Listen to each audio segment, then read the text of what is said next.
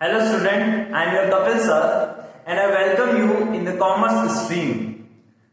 And आज हम एक नई शुरुआत करने जा रहे हैं 11th कॉमर्स के लिए। तो आज की जो क्लास है वो एक इंट्रोडक्टरी क्लास है जिसमें हम सिलेबस के बारे में स्टडी करेंगे। तो बेसिकली कॉमर्स तीन सब्जेक्ट्स को कवर करता है, accountancy, economics and business studies. आप चाहें तो एक एडिशनल सब्जेक्ट एंटरप्रेन्योरशिप को भी चूज कर सकते हैं एज एडिशनल सब्जेक्ट। तो आज जो हम डिस्कस करने वाले हैं वो अकाउंटेंसी को डिस्कस करने वाले हैं। बेसिकली आपको मैं एक बात बताना चाहता हूं, हम डिटेल में अकाउंटेंसी को पढ़ेंगे आगे वाली क्लासेस में, लेकिन आज मैं आपको ये बता दूं कि अकाउंटेंसी है क्या। जनरली बता रहा हूं मैं आपको एक लेमैन की लैंग्वेज में। देखिए, हम डे टू डे बहुत सारे ट्रांजैक्शंस को करते हैं, चाहे एक छोटा बिजनेस है या एक बड़ा बिजनेस है, वो हर दिन बहुत सारे ट्रांजैक्शंस को करता है और हर ह्यूमन की एक लिमिटेशन है कि वो इतने सारे ट्रांजैक्शंस को अपने दिमाग में मेमोराइज नहीं कर सकता है। सेम एज मैनर अगर मैं आपसे पूछूं कि आपने 24 मार्च को लंच में क्या किया था तो डेफिनेटली आपको याद नहीं होगा।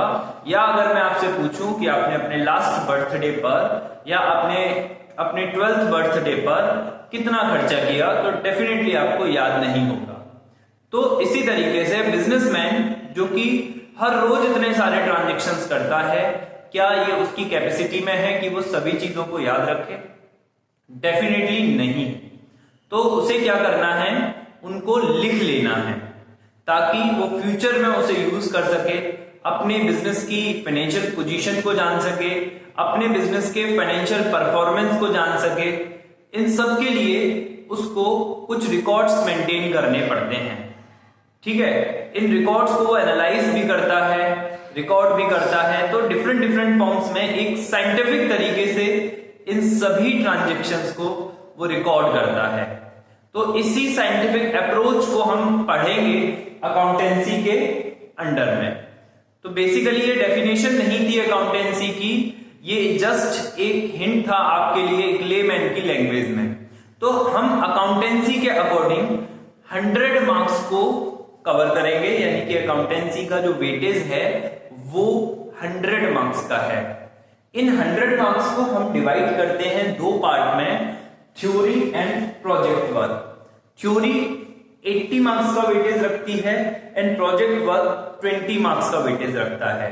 बेसिकली जो थ्योरी है 80 मार्क्स हैं, या अगर हम पूरे की बात करें 100 मार्क्स के अकॉर्डिंग हम अप्रोक्सीमेटली 20 चैप्टर्स को कवर करेंगे।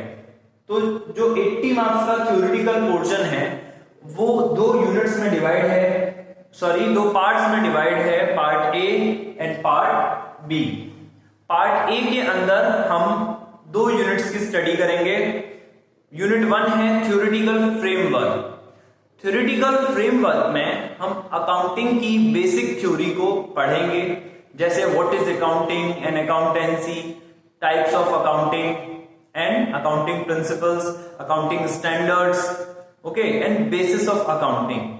इन सबको हम थ्योरेटिकल फ्रेमवर्क में स्टडी करेंगे एंड देन अकाउंटिंग प्रोसेस जो हम यूनिट 2 में स्टडी करेंगे। इसको मैं अपनी नेक्स्ट क्लास में कॉम्प्रिहेंसिव तरीके से आपको बताऊंगा कि अकाउंटिंग प्रोसेस है क्या। उसके बाद हम आते हैं नेक्स्ट पॉइंट पर। तो पार्ट बी भी दो यूनिट में डिवाइड है, यूनिट 3 एंड यूनिट 4। यूनिट 3 है financial statement of sole proprietorship from complete and incomplete records. हम समझेंगे नेक्स्ट क्लास में कि कंप्लीट रिकॉर्ड क्या है एंड इनकम्प्लीट रिकॉर्ड क्या है।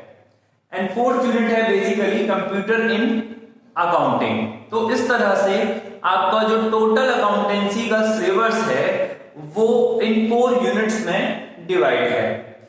अब हम बात करते हैं पेपर पैटर्न की।